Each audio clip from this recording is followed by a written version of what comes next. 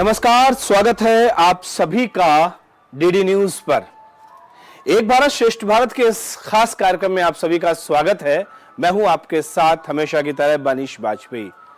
कुछ आपको समझ में आ ही गया होगा और कुछ आप समझने की कोशिश भी कर रहे होंगे।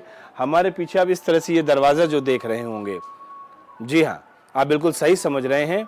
हमारे गाँव में, खासतौर से ग्रामीण जनजीवन में इन सब चीज़ों का बड़ा महत्व है और इसीलिए अपने इस खास कार्यक्रम में आज हम बात करने वाले हैं ग्रामीण जनजीवन की, किसी माध्यम के द्वारा। वो माध्यम क्या है उसके बारे में भी हम आपको बताएंगे। लेकिन ये तो है कि माननीय प्रधानमंत्री श्रीमान नरेंद्र मोदी जी का एक बड़ा खास मकसद है, वो ये कि हमारे देश में पर्यटन तो बढ़े, लेकिन पर्यटन के अलग अलग प्रभाग उन्होंने तय कर दिए हैं। चाहे वो सीमा दर्शन के माध्यम से हो, जब हम अपना बॉर्डर टूरिज्म बढ़ाएं, और चाहे अपना हम गांव के दर्शन की बात हो, जब हम अपना विलेज टूरिज्म बढ़ाएं। और विलेज टूरिज्म के बढ़ने से न केवल विलेज यानी कि गांव के लोगों की आर्थिक समृद्धि बढ़ेगी, बल्कि साथ ही साथ हमारे और आपके बच्चों के अनुभव का जो संसार है वो भी समृद्ध होगा। क्योंकि जो बातें हम किताबों में पढ़ते हैं, उन बातों को अगर हम रूबरू देखेंगे तो शायद बहुत कुछ ऐसा है जो कभी उनको नहीं मिल पाया, वो उनको मिलेगा। तो आज अपने इस खास कार्यक्रम में हम बात करेंगे ग्रामीण पर्यटन की। कैसे होते हैं हमारे गांव, कैसे होती है हमारे गांव की परंपराएं और कैसे दिखते हैं हमारे ये गांव। चलिए दिखाते हैं आपको।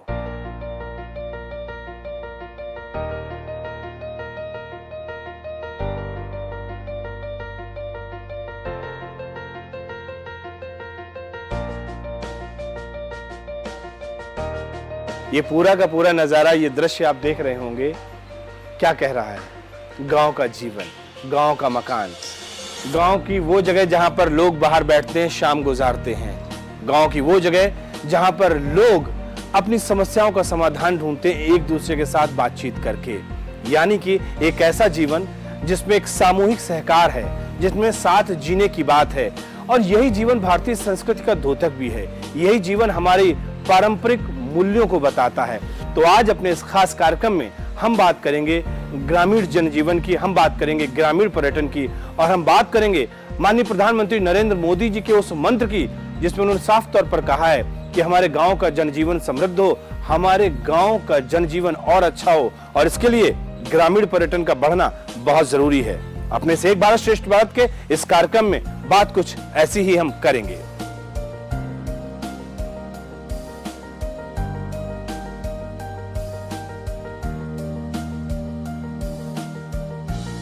उत्सव रॉक गार्डन जो है वो 2009 में अक्टूबर 2 को चालू किए थे हम लोग।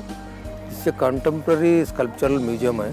इसमें हम लोग पुराना एक बिफोर इंडिपेंडेंट के पहले हमारा जो गांव थे, कैसे करते थे काम, गांव में लोग कैसे करते थे, सो ग्रामीण जो कल्चरल कैसा था और उसका वो फूड का कैसा था, सो का फेस्टिवल कैसा होता था, पूरा हम लोग ये अराउंड 52 एकर्स में इसको दिखा दिया हम लोग थ्रू स्कल्पचर सेक्शन। इस गार्डन का नाम है Utsav rock garden Gotegodi, taluk Shiggaon, district Haveri. ये टोटल 52 एकड़ गार्डन बना हुआ है। 52 एकड़ में इस उत्सव रॉक गार्डन को 8 वर्ल्ड रिकॉर्ड्स मिला है सर। 8 वर्ल्ड रिकॉर्ड्स, जैसा Limca book of records, India book of records at America, record of republic London, unique world record, amazing world record, assist world record, Everest world record Nepal, अलग अलग 8 देशों से world record दिया है। उतना अच्छा है गार्डन। 8 वर्ल्ड रिकॉर्ड किस लिए दिया बोला तो यहाँ पे जो सीमेंट में बने हुए स्टैचूस है, पहले जो भारत की संस्कृति किस तरह थी, गांव किस तरह था, सब यहाँ पे बना है, इसलिए 8 वर्ल्ड रिकॉर्ड दिया। जब हम आपसे बात कर रहे हैं तो हमें हमारे बचपन का गांव याद आ रहा है। यकीन मानिए, घर में माँ पीछे बर्तन मांज रही होती है और बाहर जो कुत्ते के बच्चे हैं, या कह सकते हैं कि बकरी के बच्चे हैं, या कह सकते हैं कि बहुत सारी ऐसी शरारतें हैं जो हम लोग लगातार करते रहते थे।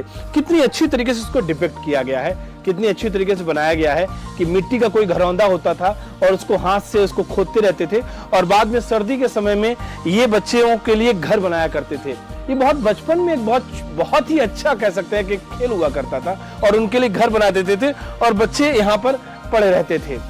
और निश्चित तौर पर इससे सिर्फ बात ही नहीं होती थी कि मन को आनंद मिलता है, लेकिन कहीं कहीं एक संवेदनशीलता का जो एक उदाहरण है वो भी देखने को मिलता है कि जानवरों के प्रति ग्रामीण जनजीवन में संवेदनशीलता कितनी है।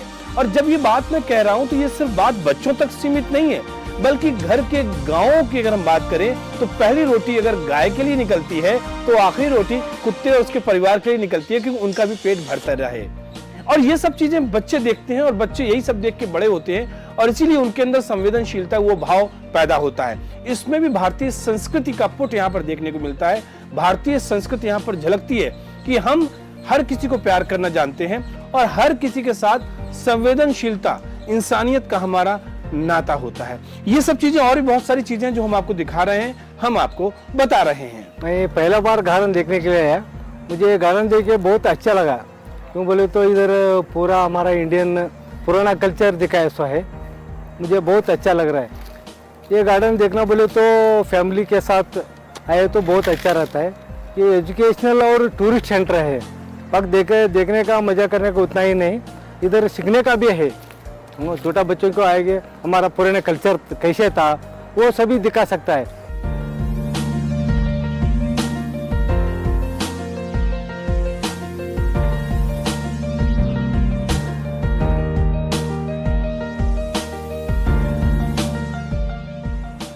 एक एक चीज हमें यहाँ पर जो दिख रही है उसमें न जाने कितने यादों के कह सकते हैं कि बहुत सारी ऐसी तस्वीरें बन रही हैं जो कि हमें हमारे बचपन से जोड़ रही हैं, जैसा हम आपसे लगातार कह रहे हैं। ये गांव की एक दुकान हुआ करती है और उस गांव की दुकान में एक जो है परचून वाला बैठा होता है, इसको लाला बोल लीजिए। कई फिल्मों में हमने देखा भी है, गांव की जो जिसमें फिल्में हैं वो हम देखते हैं। और इसमें वो तराजू, जब आज का ज़माना तो डिजिटल का आ गया है, आज का ज़माना बहुत बदल गया है, ये वो तराजू होता है और उस तराजू से देख के वो एक महिला जो है वो सामान ले रही है। और ये भी बात आप ध्यान रखिए कि गांव की जो लेनदारी और देनदारी होती है या जो बिजनेस होता है, ज़रूरी नहीं कि वहाँ पर आपके हाथ में रुपए हों। आपके पास अनाज है तो अनाज के बदले आपको सामान मिल जाता है, आपके पास कुछ सामान है तो सामान के बदले आपको सामान मिल जाता है। बहुत सारी चीज़ें ऐसी होती है कि आपके पास जैसे जो कुछ भी आप व्यापार विनिमय कर सकते हैं, उस तरीके से उस सुविधा के हिसाब से गांव का जो लाला है, जो सेठ है, जो साहूकार है, जो परचून वाला है, वो आपको उस तरीके से कह सकते हैं कि आपको वो आपकी ज़रूरत की चीज़ देता है। बहुत सारी ऐसी चीज़ें हैं जहाँ पर वाकई देखने से ऐसा लगता है कि ये गांव की दुकानें ऐसी होती हैं और इन गांव की दुकानों पर आपकी हर ज़रूरत की सामान की चीज़ मिल जाती है। आपके पास पैसे हों या ना हो, आप आज देना चाहते हो या 6 महीने बाद देना चाहते हो, सारी समस्याओं का समाधान यहाँ पे आपको मिल जाता है।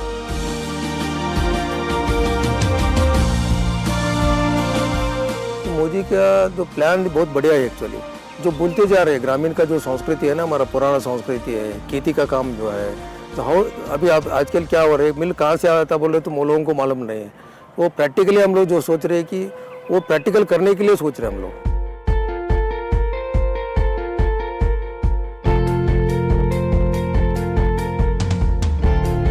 एक एक चीज वाकई अपने में लोभ का संवरण नहीं कर पा रहा हूं। एक एक चीज आप ये प्रतिमा भी देख रहे हो, ये तस्वीर बनाएगी वो इसमें ये कि पत्थर को कैसे तराशा जा रहा है और कैसे इस चकिया को लोग इस बात को समझे कि आजकल सब कुछ मशीनों के द्वारा हो रहा है, आटा की पिसाई मशीनों के द्वारा हो रही, सब कुछ काम मशीनों के द्वारा हो रहा। लेकिन एक वो जमाना था जब सारा का सारा काम मैनुअल होता था और जब मैनुअल होता था तो उसी हिसाब से सारे सामान उसी तरीके से तराशे जाते थे।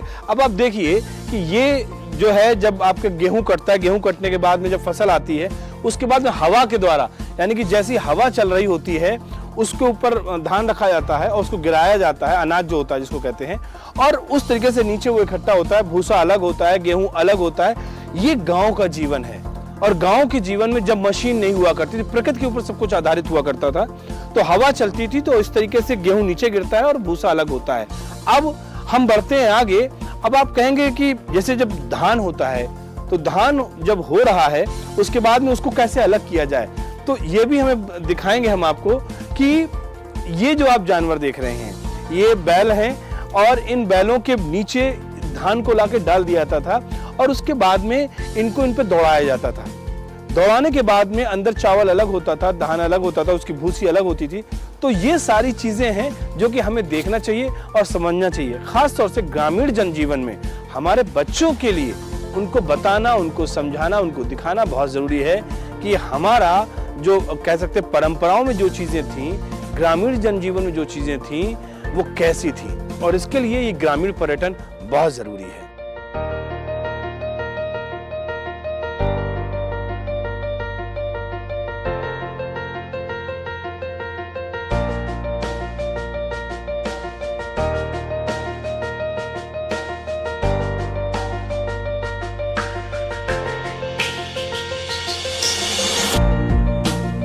खेत हैं, खलियान हैं, खेल के मैदान हैं, बहुत कुछ ऐसा है जो कि बताने लायक है। एक छोटा सा ब्रेक यहाँ पर लेते हैं, ब्रेक के बाद जब लौट कर आएंगे तो गांव की एक कहानी अभी जारी है।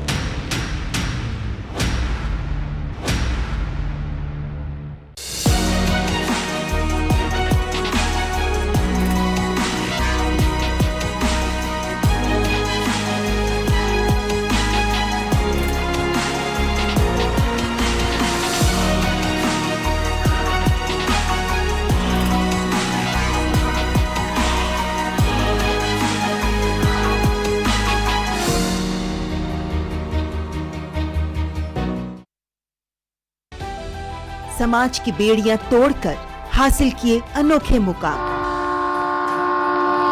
उज्जवल भविष्य के स्वप्न के साथ उन्मुक्त गगन में भरी उड़ान, बाधाओं के बंधन काटकर साबित की अपनी पहचान, जो अपने बुलंद हौसलों से सामाजिक बेड़ियां तोड़कर लिख रही हैं वीरता की गाथाएं। मैं उन्मुक्त, मैं स्वच्छंद, मेरा ध्येय अनंत, मेरी दिशा अनंत। मिलिए इन प्रेरणादायक शख्सियतों से मेरे साथ कार्यक्रम तेजस्विनी में, सिर्फ डीडी न्यूज पर।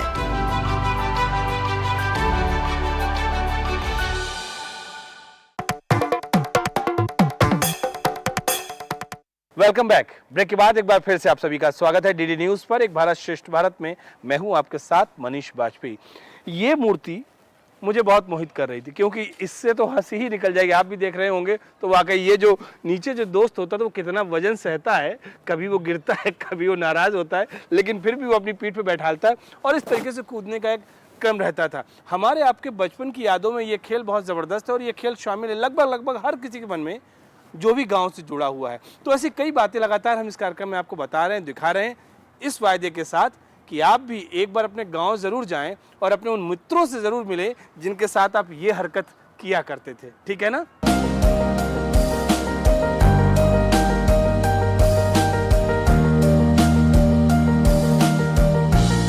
मैं मेरा परिवार के साथ आया हूँ इधर उत्सव रॉक गार्डन देखने के लिए, इधर फैमिली के साथ। मैं इधर आने के बाद जो इधर पुराना कल्चर है ना, वो सभी हम लोगों को देखने का एक मौका मिल गया।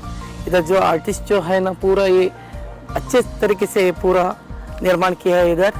और दोपहर में इधर नॉर्थ कर्नाटक का फूड भी हम लोग एंजॉय किए फैमिली के साथ। और इसके साथ साथ ही इधर जो एक्टिविटीज़ है ना, boating, kayaking, zorbing, adventure game, ये सभी हम लोग एंजॉयमेंट किए। मेरे ख्याल से ये नॉर्थ कर्नाटक में ये पूरा स्ट्रक्चर इधर एक ही मिलेगा, जो मैं सब लोगों को एक बताना चाहता हूँ। सब लोग फैमिली लेके इधर एंजॉय, एंटरटेनमेंट, एजुकेशन सभी मिल जाएगा। गांव के परिवेश में कोई भी चीज़ बहुतायत में नहीं होती है। एक बाल काटने वाला मिल जाएगा तो एक हलवाई की दुकान मिल जाएगी, एक परचून की दुकान मिल जाएगी, तो इसमें एक पंडित जी भी होते हैं। और वो इसलिए कि पूरे गांव के बच्चों को भविष्य बताना, या कहीं कोई चीज़ आपकी खो जाती है तो वो बता देते हैं कि आपकी ये चीज़ यहाँ मिल जाएगी, और बड़ी श्रद्धा होती है उन लोगों की उनके ऊपर। एक ही तस्वीर इसी तरीके की यहाँ पर दिखाई जा रही है, और बहुत ही अच्छी, जिसको कह सकते हैं कि ऐसे बिल्कुल बोलती हुई तस्वीर है यहाँ पर, कि एक जो है पंडित जी कह सकते हैं या इनको विद्वान कह सकते हैं, और अपने बच्चे का भविष्य दिखाने के लिए इसके ग्रह नक्षत्र ठीक हैं, ये क्या करेगा, पढ़ेगा नहीं पढ़ेगा, इसका नाम क्या रखा जाए, ऐसी तमाम समस्याएं होती हैं घर में अभिभावकों के सामने। और उसको उस समस्या का समाधान के लिए यहाँ पर एक महिला आई हुई है, अपने बच्चे को अपने गोद में लिए हुए है। तो ये कितनी अच्छी चीज़ है, और पूरा का पूरा जो चित्र है वो बिल्कुल जीवंत है। जिस तरीके से एक एक चीज़ का ध्यान रखा गया इसको बनाने में, पीछे एक फोटो भी लगी हुई है, एक नारियल का फल भी यहाँ पर रखा हुआ है, सारी बहुत अच्छी चीज़ें हैं। और यही बात मैं बार बार कह रहा हूं कि इसको बनाने में, इसको समझाने के लिए एक एक ऐसी चीज को रखा गया है, बहुत छोटी छोटी बातों का इसमें ख्याल रखा गया है। और ये चीजें इसी पूरे के पूरे आर्किटेक्चर को, पूरे की पूरी इस कला को बहुत ही बेहतरीन बनाती है और इस पूरे कॉन्सेप्ट को बहुत अच्छा बनाती है कि ग्रामीण दर्शन में, ग्रामीण जनजीवन में एक एक चीज का कितना महत्व है और एक दूसरे से किस तरीके से उनका अंतर संबंध बना हुआ है, ये सारी चीजें हमें यहाँ पर देखने को मिल रही हैं।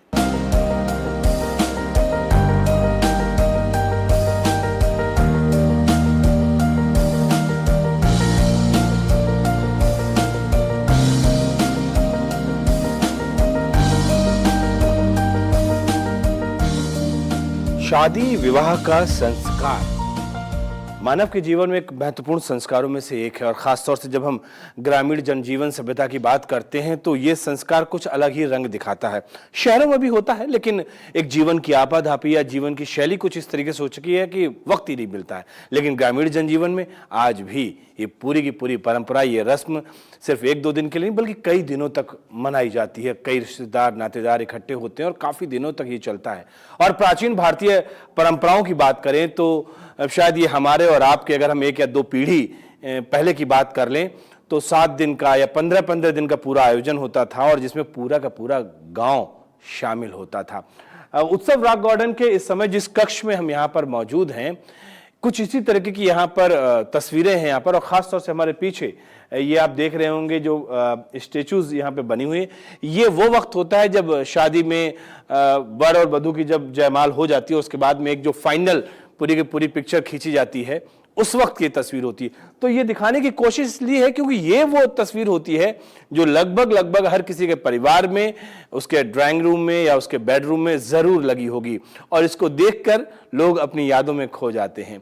तो ऐसी कई यादें फिलहाल इस कक्ष में यहाँ पर है और ये एक बहुत अच्छा कॉन्सेप्ट है। वो इसलिए कि जहां पर आजकल एक कह सकते हैं कि न्यूक्लियर फैमिली हो रही हैं, उनको देखते हुए अब ज्वाइंट फैमिली की तरफ लोग बढ़ना चाह रहे हैं। किस तरीके से लोगों का जीवन एकाकी हो गया है, लेकिन इस तरह का कॉन्सेप्ट जब देखते तो लगता हाँ, परिवार तभी होता है जब हमारे अपने लोग अपने साथ होते हैं और उन्हीं के साथ हम अपनी खुशियां साझा करते हैं। तो जब कभी आप आएंगे इधर तो इस कक्ष में आके आपको लगेगा कि हाँ, वाकई आपका भी घर, आपका भी परिवार, आपका भी पूरा खानदान और आपके भी अपने लोग और उनके बीच आपकी खुशियां। तो जरूर आइए और देखिए इस कक्ष को और इस उत्सव रॉक गार्डन को। तो मुझे लगता है कि आपको शायद खुशी मिलेगी। तो पूरा ग्रामीण का संस्कृति जो है ना, वो एस्ट्रोलॉजी का जो ब्राह्मण्स का हाउस तो और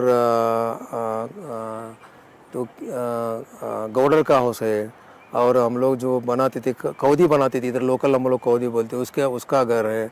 और फेस्टिवल्स है हमारा, ग्रामीण जो फेस्टिवल होता था उसका फेस्टिवल्स है और चीवर का है और कटिंग करने का सलून दुकान है, स्कूल है। सब लोग ऑलमोस्ट जो विलेज में जो है वो पूरा हम लोग कवर कर दिया। वो 25-30% हम लोग अभी बनाए हैं, उसको अभी आगे बनाने का है।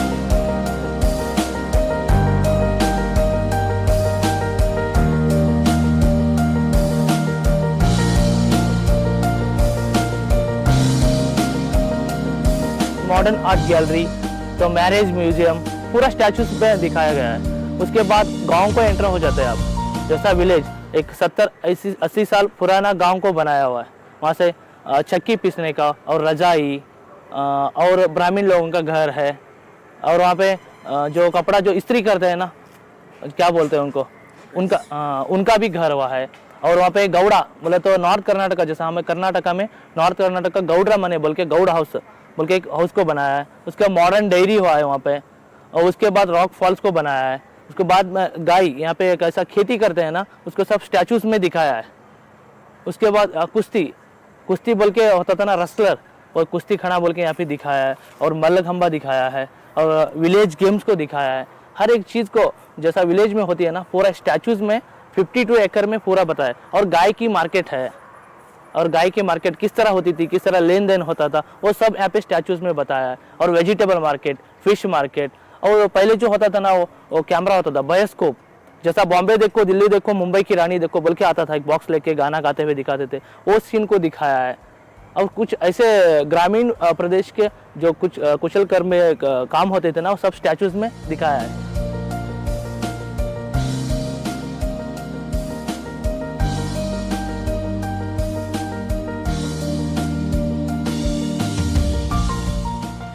अभी लोग कैसे मॉडर्न जो हम लोग जा रहे हैं लोग अभी वापस वो मॉडर्न लोगों का वो सिटी में जो लोग हैं वो लोगों को वापस हम लोग ये उत्सव रॉक गार्डन लेके आ रहे हैं। वो लोग याद कर रहे हैं कि उसका स्मृति कैसा था हमारा पास, वो बुलक कार्ड कैसे थे, दूसरा वो काम करते थे ना, एस्ट्रोलॉजी कैसे थे और गवर्नर का इधर का हाउस कैसे थे, बुलक्स कैसे थे, वो पूरा याद करते इधर लोग। They enjoy the entire garden also.